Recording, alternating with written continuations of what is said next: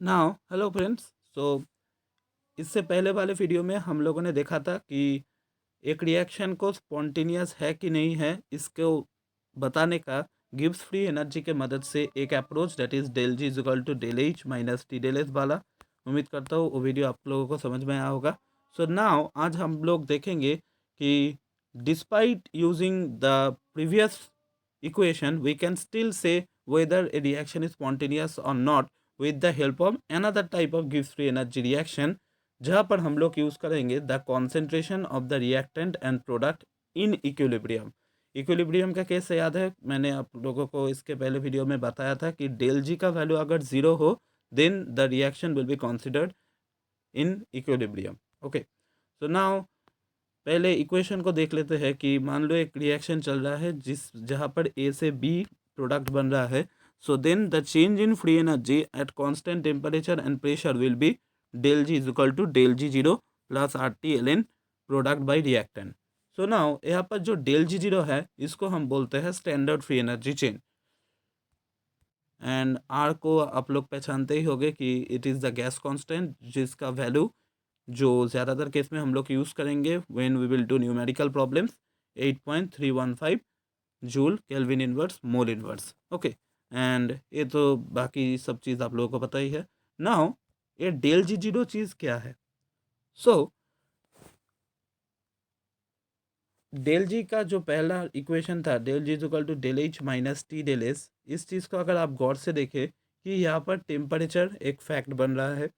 Not only that, a reaction और not only the reaction but the del G का value जो है वो कई सारे चीज़ के ऊपर डिपेंड करता है। For example pressure, temperature and many other things. That is why मान लो अगर एक रिएक्शन मैं और आप दो अलग अलग जगह पे कर रहे हैं, then same reaction by using same reagent by using same things, मेरा जो डेल जी का वैल्यू आएगा वो आपका नहीं भी आ सकता है। सो अब एक सवाल पैदा होता है कि अगर ऐसा हो रहा है देन एक पर्टिकुलर रिएक्शन का किस वैल्यू को हम उसका फ्री एनर्जी चेंज माने, राइट? क्योंकि मान लो मेरा आ रहा है 5 किलो जूल पर मोल एंड आपका आ रहा है -4 किलो जूल पर मोल, तो आप बोलोगे कि भाई नहीं, ये पर्टिकुलर रिएक्शन तो स्पॉन्टेनियस है, पर मैं आपको बोलूँगा कि नहीं, ये रिएक्शन तो नॉन स्पॉन्टेनियस है। देन कौन सही है, right? So under such circumstances आया स्टैंडर्ड फ्री एनर्जी चेंज का कॉन्सेप्ट। सो स्टैंडर्ड फ्री एनर्जी चेंज में क्या किया गया कि ऑल द पैरामीटर्स जिसके लिए फ्री एनर्जी चेंज का वैल्यू में वेरिएशन आ रहा था, उस हर एक पैरामीटर को कांस्टेंट कर दिया गया, मतलब एक सर्टेन वैल्यू दिया गया जिसके ऊपर बेस करके ही आपको फ्री एनर्जी चेंज को कैलकुलेट करना है। फॉर एग्जाम्पल बोला गया कि आप फ्री एनर्जी चेंज को कैलकुलेट करके करने के समय सॉल्यूट का जो कॉन्सेंट्रेशन है उसको लो 1 मोलर, टेम्परेचर जो है उसको लो 25 डिग्री सेंटीग्रेड एंड प्रेशर को लो 1 atm। इससे आप लोगों का जो फ्री एनर्जी चेंज का वैल्यू आएगा उसको हम बोलेंगे del G zero instead of saying del G. Okay, so that is the concept of standard free energy change. So standard free energy change को समझने से पहले हम लोगों को समझना होगा the concept of equilibrium constant that is K E Q. So let's go for it. मान लो एक रिएक्शन चल रहा है जहाँ पर ए से बी बन रहा है, it is a reversible reaction and the reaction is in equilibrium, मतलब ए से बी फॉर्मेशन का जो रेट है बी से ए फॉर्मेशन का भी सेम रेट है।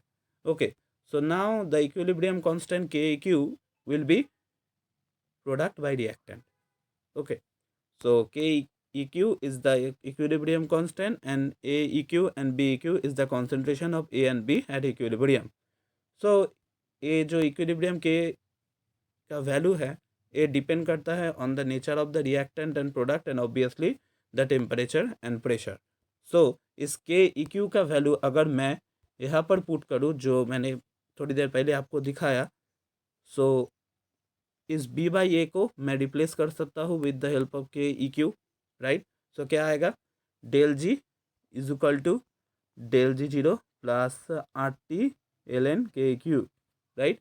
एंड मान लो अब आपको बोल दूँ कि ए जो रिएक्शन है ए इक्विलिब्रियम में चल रहा है तो क्या होगा, पिछले वीडियो में ही हमने देखा कि डेल जी का वैल्यू 0 हो जाएगा, राइट। सो हम लोगों को क्या मिला, हम लोगों को मिला del G 0 plus R T L N, इसको हमने के ई क्यू मान लिया है, इज इक्वल टू 0। ना अगर मैं इसको इस साइड भेज दूँ तो हमारा जो वैल्यू आएगा del G 0 will be minus R T L N K E Q. Okay, तो ना यहाँ पर कुछ कंडीशंस बनता है कि जिससे हम लोग ये चीज़ मेजर कर सकते हैं whether the reaction will be in forward direction और नॉट। नाउ इसको समझने के लिए आपको पिछले वाले वीडियो में वापस जाना पड़ेगा कि मैंने आपको क्या बोला, अगर ए से बी का कन्वर्शन में डेल जी का जो वैल्यू है वो अगर नेगेटिव है then it is spontaneous reaction, right. अब मैं बोल रहा हूँ ड्यूरिंग दैट पर्टिकुलर सिचुएशन अगर बी से ए का कन्वर्शन को देखो तो डेल जी का वैल्यू होगा positive, right. And this is the thing, क्योंकि ए से बी का कन्वर्शन में अगर डेल जी का वैल्यू नेगेटिव है देन बी से ए का कन्वर्शन में डेल जी का वैल्यू पॉजिटिव ही होगा, क्योंकि ऑपोजिट डायरेक्शन पे है, राइट। सो इस कॉन्सेप्ट को यूज़ करके हम डेल जी जीरो का क्या वैल्यू आएगा, मतलब वेदर इट इज़ पॉजिटिव और नेगेटिव, हम लोग कह सकते हैं कि रिएक्शन फॉरवर्ड जाएगा और बैकवर्ड जाएगा। सो अगर के क्यू का वैल्यू 1 से ज़्यादा हो तो क्या होगा, ये पूरा का पूरा जो वैल्यू है वो नेगेटिव होगा, क्योंकि टेम्परेचर का वैल्यू तो कांस्टेंट ही रहेगा, हमने कांस्टेंट कर दिया है, एंड आर का वैल्यू भी कांस्टेंट है। So the entire value of del G zero will be depend on K Q, right. So अगर के यू का क्यू का वैल्यू 1 से ज़्यादा हो then the del G zero will be negative. मतलब मान लो एक रिएक्शन चल रहा है, ए से बी बन रहा है, इस ए से बी बनने के समय हमने डेल जी जीरो को मेज़र किया, अगर इसका वैल्यू नेगेटिव आया इसका मतलब ए से बी का फॉर्मेशन हो रहा है, मतलब the reaction will proceed in forward direction. अगर के क्यू का वैल्यू 0 हो then the del G zero will be 0, then the reaction is at equilibrium, right. And अगर के क्यू का वैल्यू 1 से कम हो then the reaction will be proceed in background, it is not background, it is backward, sorry for that, it is backward. Okay, मतलब reaction पीछे जाएगा, right. मतलब B से ए का फॉर्मेशन ज़्यादा यहाँ पर फेवरेबल है। तो दैट इज़ द थिंग। सो हमने डेल जी को यूज़ करके वेदर रिएक्शन स्पॉन्टेनियस और नॉट ए बताना सीख गया, एंड डेल जी जीरो इसको यूज़ करके हम लोगों ने ये चीज़ को बताना सीख गया कि डेल जी जीरो की मदद से हम कह सकते हैं कि वेदर ए रिवर्सिबल रिएक्शन में whether a reaction is going on at forward direction or at backward direction, right। now ये जो डेल जी जीरो का वैल्यू है, as we are understanding it from the point of view of biochemistry, pH भी एक बहुत important role play करता है, क्योंकि एसिड एंड बेस का जो कॉम्पोजिशन है वो वेरी करता है with pH. That is why हम लोगों ने डेल जी जीरो को फर्दर स्पेसिफाई किया है कि भाई डेल जी जीरो को हम लोग मेज़र करेंगे एट पीएच 7।